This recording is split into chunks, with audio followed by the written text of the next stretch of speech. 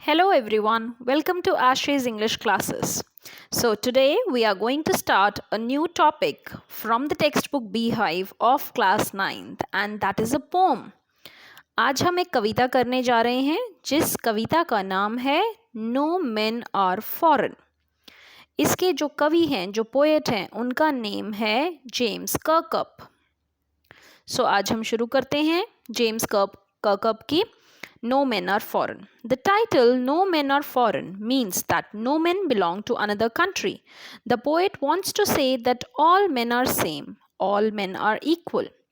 तो ये जो हमारा जो टाइटल दिया हुआ है, जो पोम का शीर्षक है नो मैन आर फॉरेन, उससे हमें ये पता चलता है कि कोई भी व्यक्ति जो है वो दूसरी कंट्री को बिलोंग नहीं करता। यहाँ पे जो पोएट है वो हमें ये कहना चाह रहे हैं, कवि हमें ये बताना चाह रहे हैं कि सभी व्यक्ति सेम होते हैं, सभी व्यक्तियों को बराबर का दर्जा दिया जाना चाहिए, सभी को इक्वल ट्रीट करना चाहिए।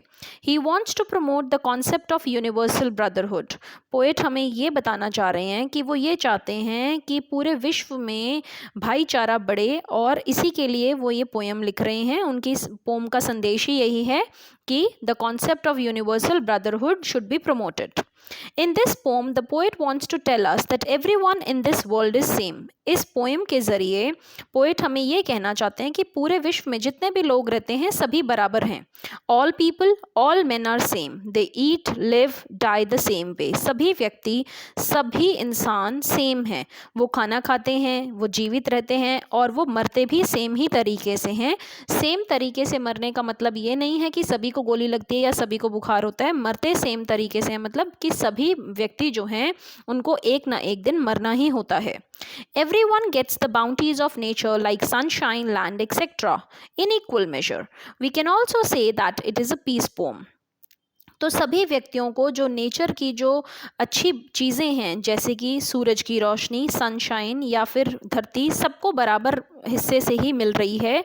मतलब नेचर कोई भी डिस्क्रिमिनेशन नहीं करता किसी को कुछ देते समय।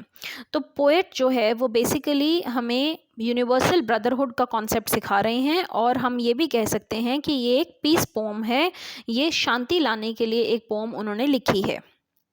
तो हम पहले स्टैंजा की तरफ चलते हैं। Let's recite the poem. Remember, no man are strange, no country is foreign, beneath all uniforms a single body breathes, like ours the land our brothers walk upon is earth like this in which we all shall lie. दोबारा से एक बार recite कर लेते हैं।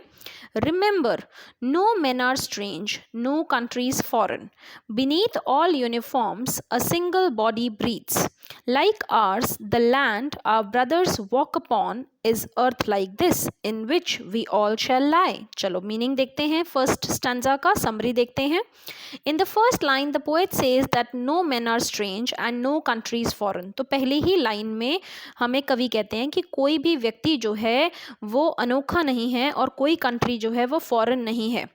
So he is attempting to remove the borders from the earth which have been erected to separate different countries. तो poet हमें ये कहना चाह रहे हैं कि जो बॉर्डर्स बनाए गए हैं, जो बाधाएं बनाई गई हैं, जो अर्थ पे बॉर्डर्स क्रिएट करे गए हैं सेपरेट करने के लिए अलग अलग कंट्रीज़ को, वो उन बॉर्डर्स को समाप्त कर देना चाहते हैं। Then only no country will be foreign, तभी तो सारी कंट्रीज़ जो हैं वो एक जैसी मानी जाएंगी। कोई कंट्री फॉरेन नहीं होगी अगर बॉर्डर्स नहीं होंगे। We will feel every country as our own land when there will be no borders. Everyone will be free to move around. अगर कोई borders नहीं होंगे तो हमारे लिए सभी कंट्री जो हैं एक समान हो जाएंगी और कोई भी व्यक्ति किसी भी कंट्री में आराम से आ जा पाएगा। The poet wants to say that the entire earth is one and all the people who live on this earth belongs to one human race. तो पोएट ये कहना चाह रहे हैं कि जो पूरी अर्थ है वो एक है और जितने भी व्यक्ति अर्थ पे रहते हैं वो सब एक ही ह्यूमन रेस को बिलोंग करते हैं। सभी के सभी व्यक्ति जो हैं एक ही तरफ हैं और वो सब ह्यूमन रेस को बिलोंग करते हैं। Then he says that inside the uniforms worn by soldiers of different countries the human being is the same. वो ये भी कहना चाह रहे हैं कि जितनी भी अलग अलग कंट्रीज़ हैं, जितने भी अलग अलग जगहें हैं, वहाँ के जो सोल्जर्स हैं वो अलग अलग यूनिफॉर्म तो पहनते हैं लेकिन उस यूनिफॉर्म के नीचे जो इंसान है, जो व्यक्ति है, वो तो सेम ही है। व्यक्तियों को तो सभी व्यक्ति जो हैं भगवान ने एक ही तरीके से बनाए हैं। All breathe in the same way, सभी व्यक्ति सांस लेते हैं। Then he says that all the soldiers are our brothers, we walk upon the same mother earth and upon our death shall lie in the grave in the same earth। तो poet ये भी कहना चाह रहे हैं कि जो सारे सोल्जर्स हैं वो एक किस्म से हमारे भाई ही हैं।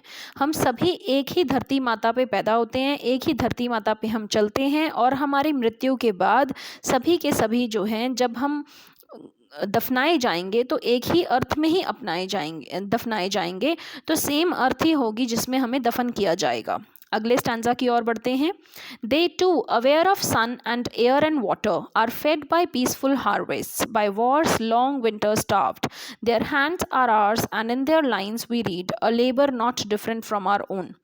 They too, aware of sun and air and water, are fed by peaceful harvests, by war's long winter starved. Their hands are ours, and in their lines we read a labor not different from our own. तो चलते हैं stanza 2 की summary की ओर। They refers to those people who belong to other countries. They यहाँ पर किसके लिए बोला गया है? जो लोग दूसरी कंट्री के हैं उनके लिए। We call them foreigners and discriminate them and fight with them also. तो पोएट हमें ये कहना चाह रहा है, कवि कहता है कि हम उन्हें फॉरेनर मानने लग जाते हैं, हम उनके साथ भेदभाव करने लग जाते हैं, हम उनके साथ लड़ाई भी करने लग जाते हैं। The poet says that nature has given all the bounties to all people also just like he has given to us. Everyone gets sunlight, air and water in equal measure, which means that God does not differentiate between people from different countries. तो poet कवि हमें ये कहना चाह रहा है कि जो नेचर है, जो प्रकृति है, उसने सबको अपनी चीज़ें बांट कर दी हैं और बराबर बांट के दी हैं। सभी को जो है वो सूर्य की रोशनी मिलती है, हवा मिलती है, पानी मिलता है, रिवर सारी कंट्रीज़ में बह रही हैं, ऐसा नहीं है कि रिवर एक ही जगह पे बह रही है। तो भगवान ने तो कोई फ़र्क नहीं रखा लोगों में जो भी डिफरेंट कंट्रीज़ में पैदा हुए हैं। We all do farming during the time of peace when there is no war. तो जब लड़ाई नहीं चलती, जब वॉर नहीं होती, तो सारे के सारे जो हैं वो खेती करते हैं, आराम से एक ज़िंदगी बिताते हैं। And eat the things given to us by nature, और प्रकृति की दी हुई हर एक चीज़ को हम इंजॉय भी करते हैं, खाते भी हैं। Further he adds that the way we starve during wars and winter time is the same for those belonging to other countries. तो कवि आगे ये बताना चाह रहे हैं कि जिस तरीके से हमें भूखा रहना पड़ता है वॉर के टाइम पे या फिर सर्दियों के टाइम पर, वो भी सेम है कि जो दूसरी कंट्रीज़ के जो सोल्जर्स भूखे रहते हैं वो भी इसी तरीके से रहते हैं। Even they don't get food at that time, उन्हें भी खाना नहीं मिलता इस समय। So he wants to say that the foreigners who belong to another country and we both are same. तो पोएट ये कहना चाह रहे हैं कि जो फॉरनर्स दूसरी कंट्री में हैं और हम सब बराबर हैं, हम सब सेम हैं। And then the poet says that even their hands are same as ours, they work very hard just like we do. He is giving all these examples to convey to the reader that there is no difference in us and all the people belonging to the people belonging to another country. तो poet हमें इतने सारे examples दे रहे हैं। Poet हमें ये भी कह रहे हैं कि उनके जो हाथ हैं वो भी हमारी तरह हैं, वो भी मेहनत करते हैं। जिस तरीके से हम कड़ी मेहनत करते हैं वैसे ही बाकी फॉरेनर जो हैं, जो बाकी लैंड पे रहने वाले जो लोग हैं, वो भी कड़ी मेहनत करते हैं। तो पोएट हमें इतने सारे एग्जाम्पल्स दे रहा है ये बताने के लिए कि जो रीडर है वो ये समझ जाए कि कोई डिफरेंस नहीं है हम में और उन लोगों में जो कि दूसरी कंट्री में रहते हैं। Remember, they have eyes like ours that wake or sleep, and strength that can be won by love. In every land is common life that all can recognize and understand. एक बार फिर से recite करते हैं stanza 3 को। Remember, they have eyes like ours that wake or sleep, and strength that can be won by love. In every land is common life that all can recognize and understand. तो चलते हैं stanza 3 की summary की ओर। The poet ask the reader to remember something. Poet जो है वो readers को, जो भी कविता पढ़ रहे हैं, उनको कहता है कि कुछ याद करो। He says that we should keep in mind that the people of another country whom we think to be our enemies have been bestowed by God with similar appearance like us. तो वो हमें ये याद दिला रहे हैं कि हम सब अपने दिमाग में इस बात को याद रखें कि जिन लोगों को हम ये कहते हैं कि वो लोग दूसरी कंट्री के हैं, वो हमारे एनिमीज़ हैं, वो हमारे दुश्मन हैं, उन सब को भी तो भगवान ने सेम शरीर दिया है, सिमिलर अपीयरेंस दी है, उन सब को भी तो ह्यूमन फॉर्म दी है। God has given them eyes like ours which open when awake and close when we are asleep. भगवान ने उन्हें आंखें दी हैं जो हमारी तरह ही जागती हैं जब हम जाग रहे होते हैं, खुलती हैं आंखें जब हम जाग रहे होते हैं और बंद होती होती हैं जब हम सो रहे होते हैं. Similarly, he has given them strength which we can win through love. तो भगवान ने उन्हें भी हिम्मत दी है, स्ट्रेंथ दी है, जिसको हम जीत सकते हैं. पर किससे जीत सकते हैं? प्यार से, क्योंकि प्यार हर एक चीज़ को जीतने के लिए आसान बना देता है. Then he says that in every country, in every land, there is one common thing, that is life. Poet हमें ये भी बताता है कि हर कंट्री में, हर लैंड में एक कॉमन चीज़ है और वो है जिंदगी. Life means all the things that are living. जिंदगी का मतलब क्या होता है? वो सारी चीज़ें जो कि जीवित हैं. And if we recognise them and if we can understand their feelings and realize that they are like us, then there will be no fights or wars between us. तो पोएट हमें ये कहने की कोशिश कर रहा है कि अगर हम जिंदगी को समझ जाते हैं कि जिंदगी क्या है, जिंदगी वो है जो सारी चीज़ें जीवित हैं, अगर हम इस फैक्ट को समझ जाते हैं, इस सच्चाई को समझ जाते हैं, तो हम उन सब की भावनाओं को समझ पाएंगे और रियलाइज़ कर पाएंगे कि वो सब भी जो व्यक्ति हैं वो हमारी ही तरह हैं. तो हम उनके साथ फाइट करना, वॉर करना समाप्त कर देंगे. हम जो लड़ाइयाँ करते हैं लोगों के साथ, या जो कंट्रीज़ के बीच में, डिफरेंट कंट्रीज़ के बीच में जो वॉर होती है, वो सब एंड हो जाएगी and there will be peace all around. चलते हैं नेक्स्ट स्टैंजा की ओर. Let us remember when we are told to hate our brothers, it is ourselves that we shall dispossess, betray, condemn. Remember, we who take arms against each other. तो एक बार फिर से recite करते हैं stanza 4 को. Let us remember whenever we are told to hate our brothers, it is ourselves that we shall dispossess, betray, condemn. Remember, we who take arms against each other. तो चलते हैं स्टैंजा 4 की summary की तरफ.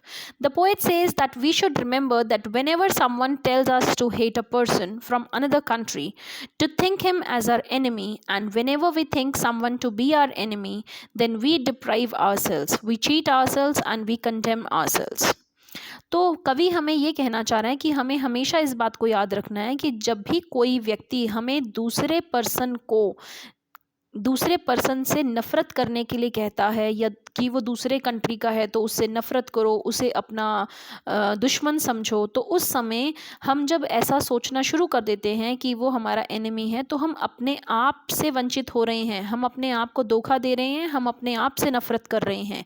ही says that we should stay away from such negativity. तो कवि कहता है कि हमें इन सब चीज़ों से, इन सब भावनाओं से जो हमें गलत तरीके पे लेके जा रही हैं, गलत रास्ते पे लेके जा रही हैं, हमें उन सब नेगेटिविटी से दूर रहना है. We should not consider anyone to be our enemy. During a war both the parties must bear the loss. तो कवि कहता है कि अगर एक लड़ाई छिड़ती है, अगर एक जंग होती है, तो दोनों पार्टीज को लॉस होता है. ऐसा नहीं होता कि एक ही तरफ के व्यक्ति मरेंगे, दोनों पार्टीज को लॉस होता है. And that is why the poet says that war is not in our favour. He says that whenever we pick any weapon against someone we should remember one thing. तो poet हमें ये कह रहे हैं कि war किसी के भी फेवर में नहीं होती है. अगर कभी भी जंग छिड़ती है तो वो किसी की भी फेवर में नहीं होती है. कवि ये भी कह रहे हैं कि जब भी हम कोई वेपन उठाते हैं, जब भी हम कोई हथियार उठाते हैं दूसरे के खिलाफ, तो हमें एक बात याद रखनी है. देखते हैं क्या है वो एक बात. Stanza 5. It is the human earth that we defile. Our hells of fire and dust outrage the innocence of air that is everywhere our own. Remember, no men are foreign and no country is strange. Defile, make dirty, pollute, outrage the innocence of, violate the purity of. तो एक बार फिर से recite कर लेते हैं stanza 5 को.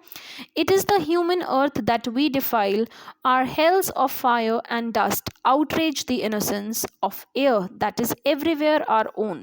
Remember, no men are foreign and no country is strange.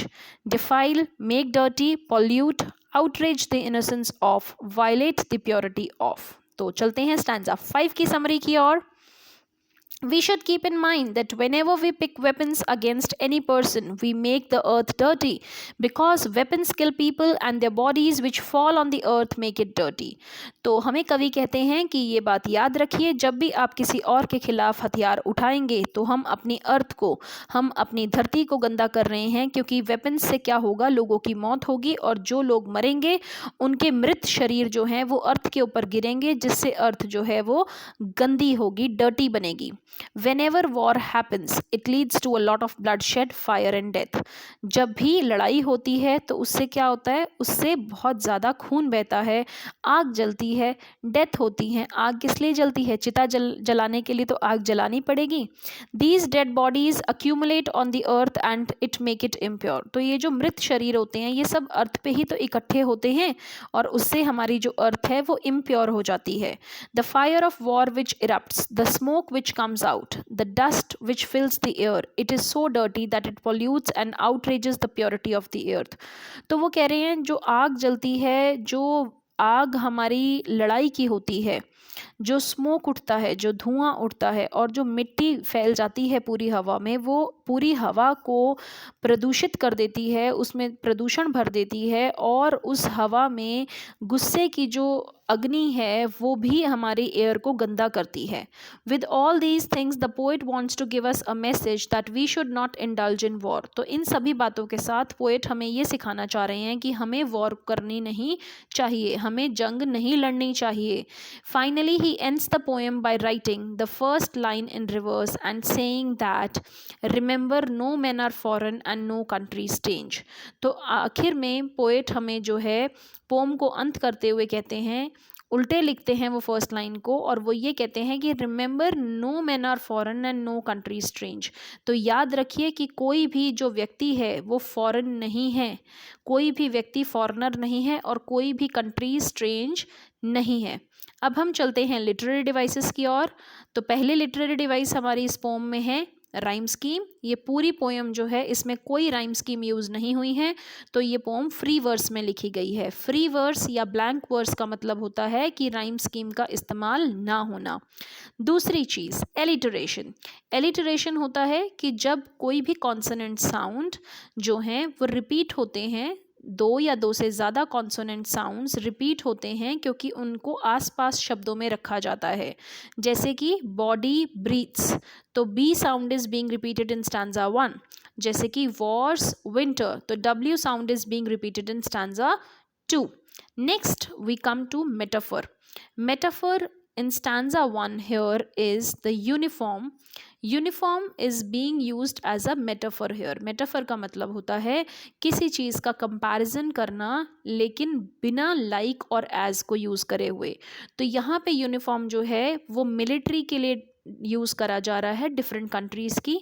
Second stanza में Wars, war का जो टाइम है यहाँ पे विंटर सीजन के साथ कंपेयर किया गया है, तो वॉर टाइम भी जो है वो मेटाफर है। रिपीटेशन जो है वो होता है किसी भी वर्ड का रिपीट होना। तो इस पूरी पोम में बहुत सारे वर्ड हैं जो रिपीट हो रहे हैं, जैसे कि word remember. Remember word is repeated 5 times in this poem. फिर remember no man are strange no countries foreign, ये जो लाइन है remember no man are strange no countries foreign, ये भी स्टैंजा 1 और स्टैंजा 5 में रिपीट हुई है। तो अब हम चलते हैं last but not the least to the summary of the poem. एक बार दोबारा से हम समरी कर लेते हैं पूरी पोम की, पूरी कविता को अक्सर एक बार देख लेते हैं। The poem no man are foreign begins and ends with the same line, Remember, no men are strange, no country is foreign, as the poet wants to emphasize on the fact that all the people living on this earth are the same and that we have created distinctions by erecting borders and fences, different languages, etc.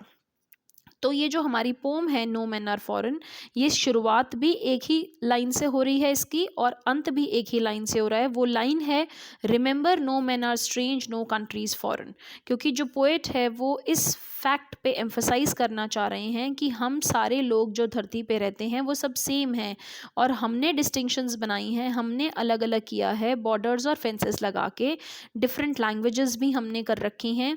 While we are alive we walk on the same earth and upon our death we will lie in our graves in the same earth. जब हम पैदा होते हैं या जब हम जीवित रहते हैं तो हम अर्थ पे वॉक करते हैं जो कि सबके लिए सेम है, और हमारी डेथ होने पर हम सब ग्रेव्स में रहते हैं, हम सब जो है कब्र में रहते हैं जो कि अर्थ के अंदर बनाई जाती है और वो भी सब सेम अर्थ है। He draws another similarity that we all enjoy good food during peace and starve during war and in winter time. तो वो ये भी कह रहे हैं, एक और सिमिलैरिटी है कि हम सब अच्छा खाना खाते हैं पीस के समय में और हम सब भूखे मरते हैं वॉर के या विंटर के टाइम में.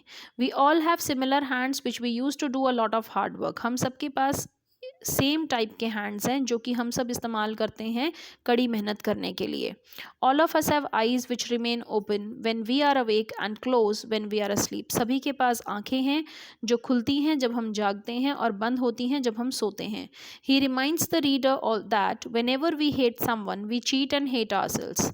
कवि कहते हैं कि सब रीडर्स इस बात को याद रखें कि हम जब किसी और से नफ़रत करते हैं तो हम अपने आप को धोखा दे रहे हैं, अपने आप से नफ़रत कर रहे हैं. Also when we pick up weapons against someone we pollute the earth and make it impure with the huge mounts of dead bodies strewn on it. Last में पोइट हमें ये समझाने की कोशिश कर रहे हैं, जब हम किसी और के खिलाफ हथियार उठाते हैं तो हम अर्थ को प्रदूषित कर रहे हैं और हम उसको इम्प्योर बना देते हैं, क्योंकि उसमें बहुत सारी डेड बॉडीज़ का ढेर लग जाता है और उसमें अर्थ पे पूरा ब्लड फैल जाता है, जिससे कि अर्थ जो है इम्प्योर हो जाती है, अर्थ जो है वो प्रदूषित हो जाती है. तो उम्मीद करती हूँ कि आप सबको ये पोम और उसकी समरी, उसके स्टैंजास समझ आए हैं, उन्हें आप सबको अच्छे लगे हैं. अगर आप सबको अच्छे लगे हैं तो प्लीज़ लाइक और शेयर करिए पोम की समरी और पोम को. और अगर आपने अभी तक सब्सक्राइब नहीं किया है मेरे चैनल को तो please subscribe to the channel by pressing the bell icon. Thank you and have a nice day.